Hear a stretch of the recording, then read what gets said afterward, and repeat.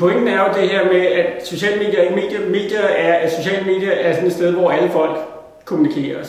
Så det handler om for dig, det er jo i virkeligheden at tænke på alle mulige teknikker og grunde til at få folk til at tale om dig og din virksomhed.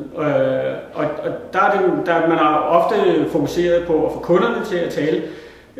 Det er det, man ofte kalder viral kommunikation, altså man giver folk en video, der er sjov eller interessant eller et eller andet, og så får man kunderne til at gøre ens arbejde, de deler den der video, og så pludselig så er der flere millioner mennesker, der ser den der video. Problemet med det her viral kommunikation med kunderne, det er bare, at det er exceptionelt svært, fordi det er ikke altid kunderne i virkeligheden interesserer sig for dine produkter, og det er ikke altid, at de gider dele de her ting, du giver dem. Og der er det faktisk en lille smule anderledes med medarbejderne.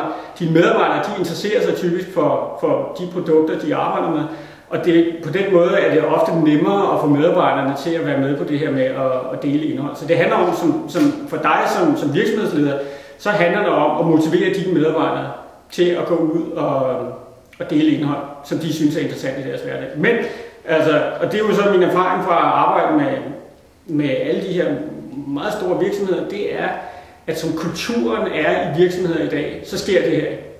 Det kan godt være, at du installerer en blog, det kan godt være, at du installerer Yammer, eller Twitter, eller Jive, eller hvad det kan hedde. Alle de her teknologier. Og guderne må vide, at virksomheder gør det i meget stor stil, fordi de tror, at sociale medier handler om teknologi. Men det de glemmer, det er, at sociale medier i virkeligheden handler om kultur. Så virksomheder, der forsøger at gøre det her, uden ligesom at have lavet en eller anden form for kulturel change management eller forandringsproces, jamen de fejler med de sociale medier, fordi de installerer teknologi, uden at der sker noget.